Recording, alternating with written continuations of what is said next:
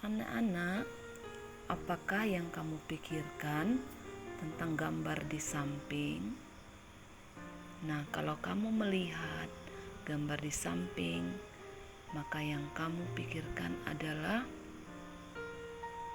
ketika padi mulai menguning, padi itu semakin merunduk. Nah, inilah yang dikatakan dengan ilmu padi, semakin berisi, semakin merunduk. Lalu, apakah hubungannya dengan materi pelajaran kita pada hari ini tentang rendah hati?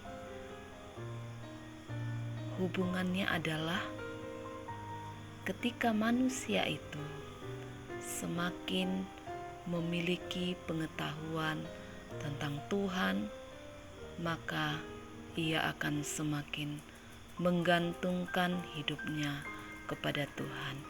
Inilah yang dinamakan dengan rendah hati.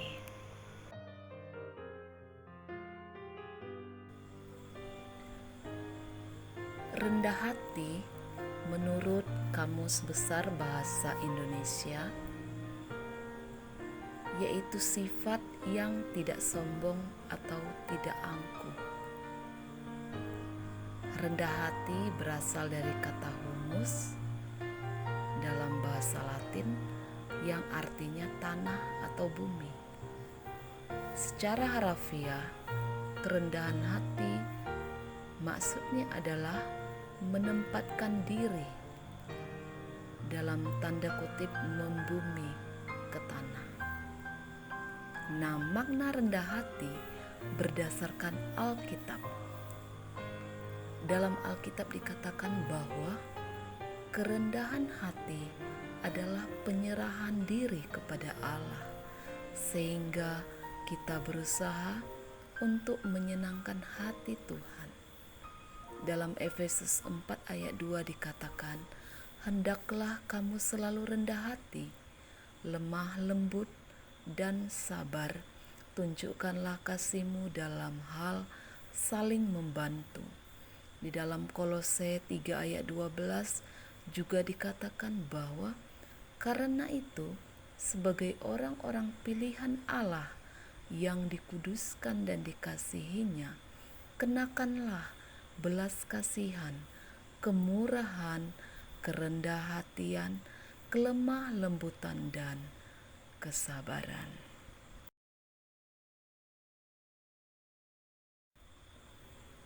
Kerendahan hati lahir dari pengenalan akan diri sendiri dan Tuhan. Pengenalan akan diri sendiri mengacu pada kesadaran bahwa segala yang baik datang dari Allah dan milik Allah. Kesadaran akan hal ini membawa kita pada kebenaran, yaitu bahwa kita ini bukan apa-apa dan Allah adalah segalanya. Kerendahan hati juga lahir dari sikap yang sepenuhnya bergantung kepada Allah. Sebagai manusia ciptaan yang berdosa, kita tentunya memiliki banyak keterbatasan, dan dengan iman kita menggantungkan diri pada rahmat dan pengasihan Allah. Kerendahan hati adalah penyerahan diri kepada Tuhan, sehingga kita berusaha menyenangkan hatinya.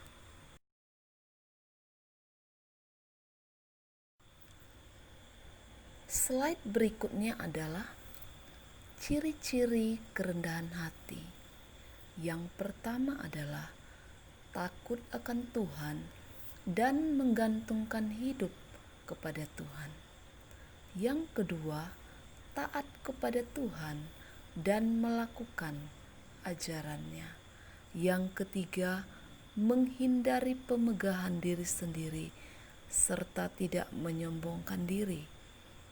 Kemudian yang berikutnya, menghargai kelebihan orang lain dan menyadari kelemahan diri. Kemudian ciri-ciri Yang lain adalah menghargai talenta yang Tuhan berikan dan dipakai untuk menolong orang lain dan berpartisipasi dalam komunitas gereja. Yang terakhir, bersedia menolong orang lain dengan tulus tanpa pamrih.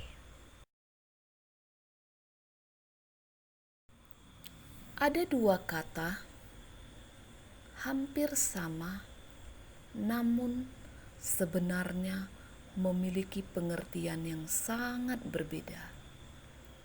Apakah rendah hati sama dengan rendah diri? Nah, di sini kita akan menemukan bahwa kedua hal ini adalah sangat berbeda. Rendah hati adalah sikap yang ditunjukkan melalui kesadaran bahwa manusia itu fana, penuh dengan keterbatasan. Karena itu manusia bergantung sepenuhnya kepada Allah. Adapun rendah diri adalah perasaan inferior di mana manusia selalu merasa dirinya tidak berarti dibanding dengan orang lain. Akibatnya, seseorang yang rendah diri menarik diri dari pergaulan dan cenderung menyendiri serta menghindar dari berbagai aktivitas bersama orang lain.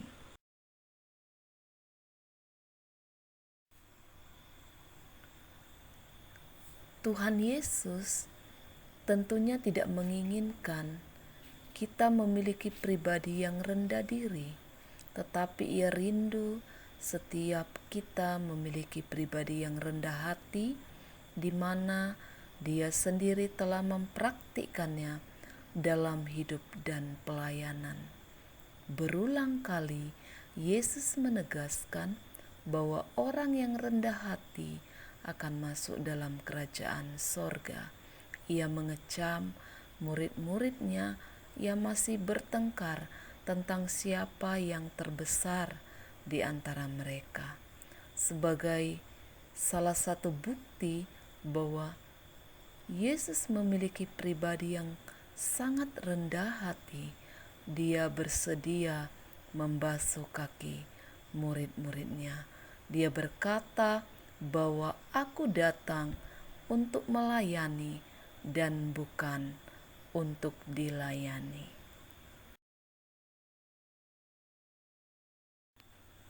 Sebagai kesimpulan dari pelajaran hari ini dengan judul kerendahan hati, kerendahan hati memperoleh penekanan utama dalam ajaran Yesus. Dia tidak hanya mengajarkan prinsip-prinsip kerendahan hati seperti yang diajarkan di dalam Alkitab, namun Dia mempraktikkannya di dalam kehidupannya. Ia mengajar sekaligus menjadi panutan dalam hal kerendahan hati. Yesus selalu mengakui kebesaran Allah Bapanya. Ia melayani murid-muridnya dan memanggil mereka sahabat. Manusia seharusnya mengikuti teladan yang dilakukan oleh Yesus.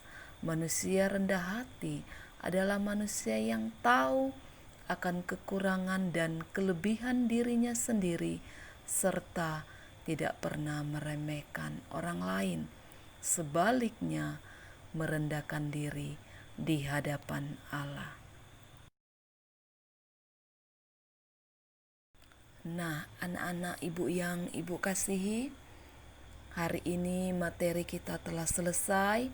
Nah, di ujung dari pembelajaran kita, ibu memberikan tugas bagi kita baca Lukas 18 ayat 9 sampai 14, kemudian Yohanes 13 ayat 1 sampai 7 dan Lukas 14 ayat 7 sampai 11. Tugas kamu adalah membuat kesimpulan masing-masing nats di atas dalam kaitannya dengan kerendahan hati.